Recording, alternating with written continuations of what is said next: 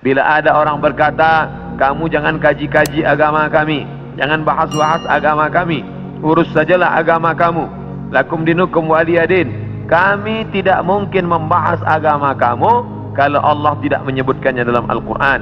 Allah menyebutkan tentang yang kamu katakan sebagai Tuhan itu dalam beberapa surah: Al-Fatihah, Al-Baqarah, Ali Imran. Ali keluarga, Imran punya anak bernama Maryam, Maryam punya anak laki-laki bernama Isa, dan Imran punya istri bernama Hannah. Hannah punya saudari perempuan, melahirkan anak laki-laki bernama Yahya, dan Yahya punya ayah bernama Zakaria. Maka inilah keluarga yang kecil. Ada Imran, ada Hannah, ada adik Hannah, adik yang melahirkan Yahya, nama suaminya Zakaria, dan Hannah melahirkan anak perempuan bersama Maryam, dan Maryam punya anak laki-laki bernama Isa alaihissalam. Ini keluarga orang baik-baik, ini keluarga orang yang saleh, dan mereka itu tidak pernah mengaku dirinya Tuhan. Mal Masihu ibnu Maryam illa rasul. Al-Masih tak lain tak bukan hanyalah seorang rasul. Qad khalat min qablihi rusul, yang sebelumnya sudah ada rasul-rasul: Adam, Idris, Nuh, Salih, Ilyas, Ilyasa, Zakaria, Musa, Yahya, Zulkifli, Daud, Sulaiman, Ayub, semuanya meninggal dunia. Maka Nabi Nabi Isa alaihissalam pun juga akan meninggal.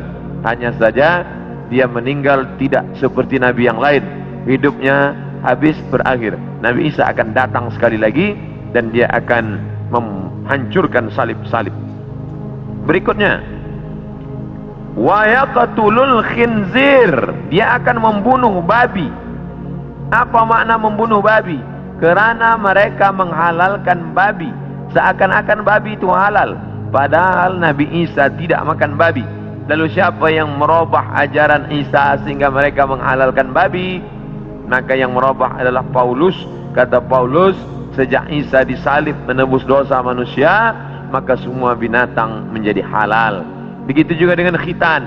Nabi Ibrahim berkhitan, turun kepada Nabi Musa berkhitan, turun kepada Nabi Isa berkhitan, tapi dispesongkan, diselewengkan oleh Paulus yang bernama Saul, tidak pernah belajar kepada Isa, tapi lalu kemudian mengaku diangkat sebagai rasul oleh Isa, maka disebut namanya dengan Rasul Paulus. Maka ini dibantah oleh Al-Quran sama sekali. Maka Ibrahimu Yahudian, Ibrahim bukan Yahudi, wala Nasranian, Ibrahim bukan Nasrani, walakin syubbiha lahum, walakin kana hanifan musliman, dia seorang muslim, hanifan, condong kepada kebenaran, muslim, wa ma kana minal musyrikin, dia tidak mempersekutukan Allah subhanahu wa ta'ala. Sedangkan Yahudi dan Nasrani mempersekutukan Allah. Yahudi mempersekutukan Allah dengan Uzair. Wa qalatil yahudu Uzairun ibnullah, orang Yahudi berkata Uzair anak Allah. Sedangkan Nasrani mempersekutukan Allah dengan Yesus, dengan Isa. Wa qala an-nasara al-masih ibnullah, Nasrani berkata Al-Masih anak Allah. Maka Al-Quran membantah. Bila ada orang mengatakan jangan kaji-kaji tentang agama orang lain, kita tidak mengkaji agama orang lain, kita sedang mengkaji Al-Quran, kitab suci kita yang bercerita tentang penyelewengan ajaran Nabi Isa alaihissalam. Ini mesti diluruskan, karena yang kita kaji adalah Al-Quran dan Sunnah Nabi Muhammad sallallahu alaihi wasallam. Wa yada'ul jizyah, Nabi membatalkan jizyah, upeti, pajak yang sebelumnya diterapkan oleh Raja Romawi dan Persia. Mereka hidup dengan cawan-cawan emas, pakaian sutra, tempat tidur yang tebal, dengan banyak-banyak pasangan, dengan istana yang megah. Padahal dari cukai, dari pajak yang dikutip dari setiap masyarakat. Maka datanglah Nabi Isa alaihissalam membantah itu semua perbuatan yang batil, bahwa itu perbuatan zalim, menganiaya orang susah. Maka dia menghapuskan itu. Wa yada'ul jizyah wa yafidul mala hatta la yaqbaluhu ahadun, dan kemudian dia membagikan harta sampai tidak ada satupun yang mau menerimanya. Apa makna dia membagi harta tak ada orang mau menerima? Kerana orang sudah merasa cukup, tidak lagi merasa perlu banyak. Kerana masalah harta ini tidak ada batasnya.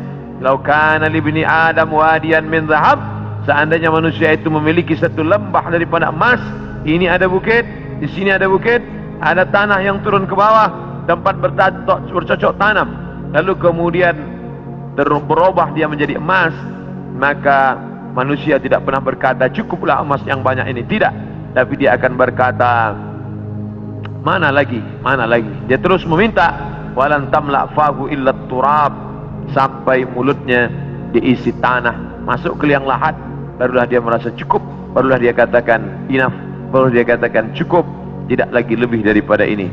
Maka oleh sebab itu ketika Nabi Isa AS membagikan harta, ini harta, dia katakan tidak, kami tidak mau menerimanya, karena kami tidak ingin mati membawa harta, tapi kami ingin mati membawa amal yang saleh. La taqumus sa'ah, tidak akan terjadi hari kiamat, hatta tuqatilul yahud, sampai kalian memerangi orang Yahudi, hatta yaqulul hajar, sampai batu berkata, batu besar tempat orang bersembunyi dari serangan musuh, batu itu berkata, apa kata batu itu? Hadza Yahudi ya Muslim, hadza Yahudi ya Muslim, hai tentera Muslim, hadza Yahudi warai, ini di belakangku ini ada seorang Yahudi, faqtulhu, bunuhlah dia, faqtulhu, bunuhlah dia. Ada satu yang tidak membela umat Islam, dan itu adalah syajaratul gharqad, pohon gharqad, pohon yang batangnya tunggal ke atas, tidak terlalu banyak cabang, dan dia daunnya panjang-panjang, masih ada sekarang, mereka tanam banyak-banyak. Ini membuktikan sabda Nabi SAW benar, tidak salah sedikit pun. 1439 tahun yang lalu Nabi katakan, hari ini terbukti mereka menanam tanaman gharqad sebanyak-banyaknya. Tahun 1999 saya sampai di satu kota, kota ini dibagi dua kerana perjanjian Camp David, sebelah diambil oleh Mesir, sebelah dijajah oleh Israel.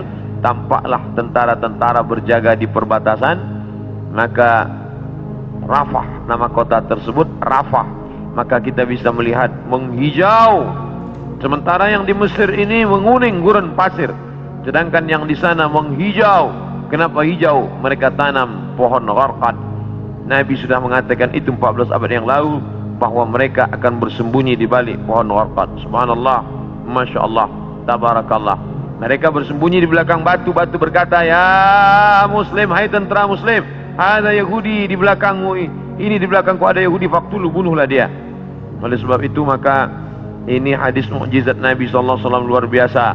Andai orang Yahudi itu musnah, seperti musnahnya kaum Ad, kaum Thamud, kaum Madian, kaum Iram, kaum Fir'aun, musnah, tapi Yahudi tidak musnah, dia tetap kekal sampai hari ini, sampai terwujudnya janji Nabi Muhammad bahwa tidak akan terjadi hari kiamat sampai kamu memerangi Yahudi. Yahudi di dunia ini jumlahnya hanya 12 juta, hanya 16 juta saja. 6 juta di Palestina, menjajah Palestina, yang 5 juta di Amerika, sisanya yang 10 bertebaran di atas muka dunia. Ada Yahudi Rusia, ada Yahudi Arab Maghribi, Maroko, ada beberapa Yahudi di Maghribi, kerana ketika itu raja daripada Spain mengusir seluruh pendatang dan larilah mereka ke negeri Islam. Ini menunjukkan Yahudi antara tiga, dia tidak dapat diterima oleh Nasrani, tapi dia bisa diterima oleh Islam. Islam menerima mereka, marhaba, ahlan wa sahlan, sampai mereka punya negeri, bercucu, bersahabat, berkawan dengan kaum muslimin yang ada di Maghribi, kerana mereka diusir dari Andalusia, padahal mereka dekat dengan Andalusia, dekat dengan Kristian, dekat dengan Nasrani, tapi mereka justru lebih nyaman, lebih dekat berkawan dengan orang Islam, karena Muslim itu wa ma arsalnaka illa rahmatan lil alamin. Apapun yang terjadi, kita tetap siap siaga. Mau kiamat terjadi hari ini, besok, pagi, petang, kita tetap beriman dan beramal soleh.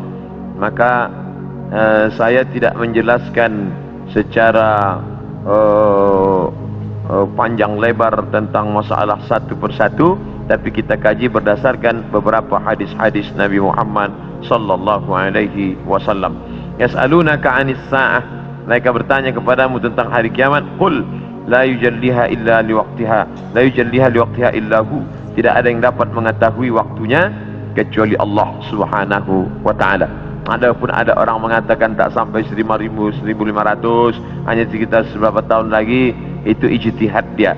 Tolong kita bedakan antara hadis dengan ijtihad orang terhadap hadis. Ini hadis, ini ijtihad hadis. Jangan katakan ijtihad ini adalah hadis, karena hadis ini dari Nabi, sedangkan ijtihad adalah dari ulama yang membaca hadis-hadis Nabi Muhammad sallallahu alaihi wasallam.